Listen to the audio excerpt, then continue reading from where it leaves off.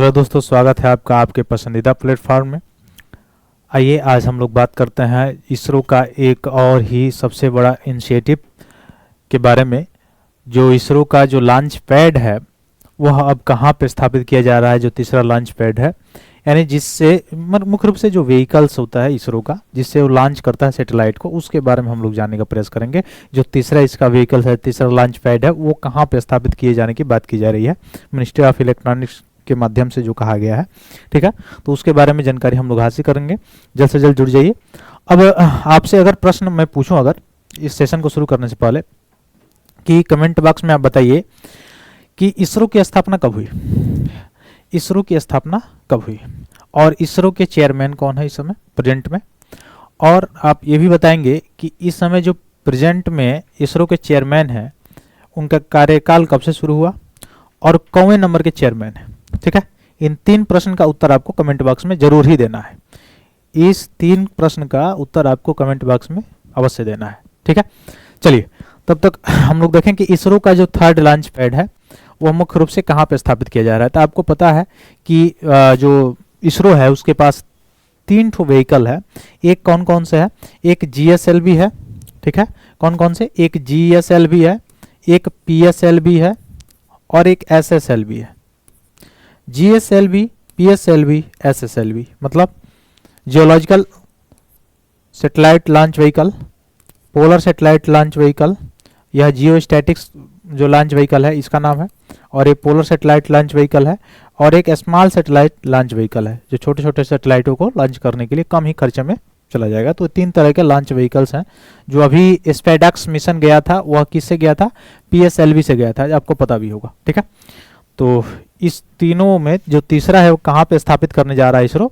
तो तीसरा launch pad जो है वह स्थापित कहाँ पे कर जा रहा है, तो आंध्र प्रदेश के श्रीहरिकोटा में। ठीक है, आपको पता भी है सबसे ज़्यादा जो परीक्षण होता है वो आंध्र प्रदेश श्रीहरिकोटा से ही होता है।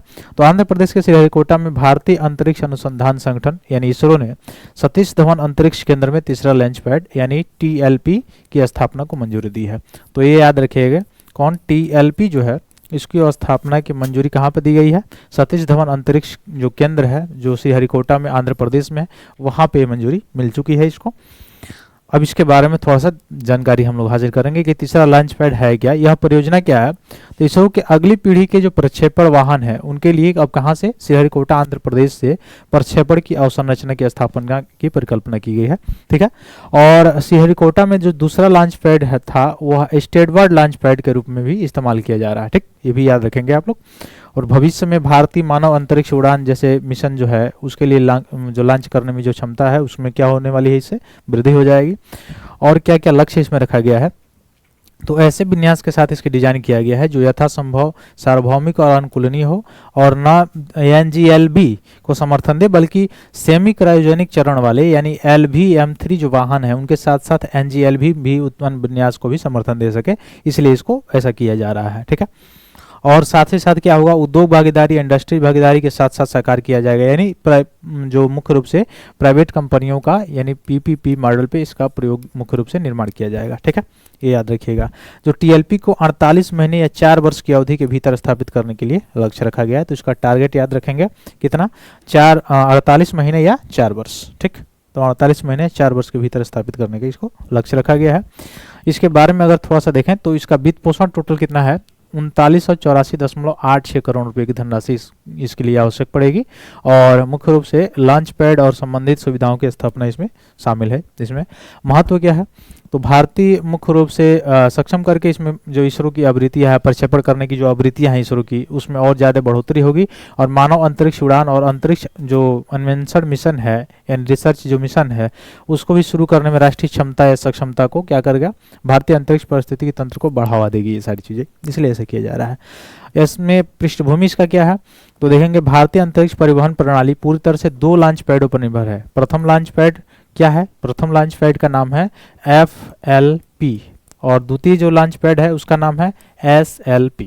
ठीक है, तो दो लॉन्च पैड क्या है, पहला आप याद रखेंगे, पहला लॉन्च पैड का नाम है FLP, सेकेंड जो है उसका नाम है SLP, और ये जो थर्ड जो श्रीहरिकोटा में आंध्र प्रदेश में ये जा रहा है स्थापित किया जाने, वो है TLP। ठीक है, तो ये याद रखिएगा, पहला है FLP, सेकेंड है SLP और थर्ड है TLP। ठीक, अब SLP की जो स्थापना है वो मुख्य रूप से GSLV और LBM-3 के लिए की गई थी। ठीक, अब ये PSLV के लिए भी स्टेप वाइड करके में भी काम करता है। ठीक, तो अब इसमें यहाँ से भी प्रश्न आपसे पूछा जा सकता है।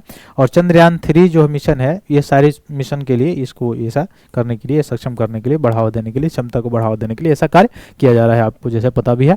FLP को PSLV के लिए 30 वर्ष पहले लागू किया गया था, और यह PSLV एवं SSLV के प्रक्षेपण में सहायता करता है। तो ये भी याद रखिएगा, जो FLP है पहला प्रक्षेपण के, वह किसको, तो यह SLV और PSLV को लॉन्च करता है। ठीक है, जैसे आप नहीं समझ पा रहे हैं तो समझ लीजिए, जैसे यह जिससे लॉन्च किया जाता है, ये तो एक रॉकेट हो गया, व्हीकल जिससे लॉन्च किया जाता है, जो मैंने बताया कि वो कौन कौन से है, PSLV है, GSLV है, SSLV है।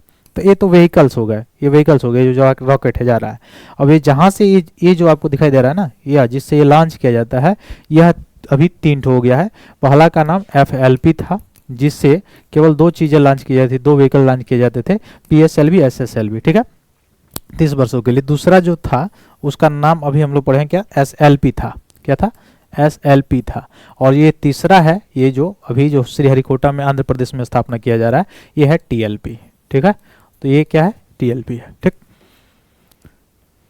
तो ये सारी चीज़ें इसमें लागत लगी है, और ये याद रखिएगा बिल्कुल, PSLV और SSLV के लिए लागू किया गया था पहले। ठीक, तो ये सारी चीज़ें आपको समझ में आई होगी। अगर समझ में आई है तो लाइक कीजिए, सब्सक्राइब कीजिए। बहुत बहुत धन्यवाद दोस्तों, जय हिंद।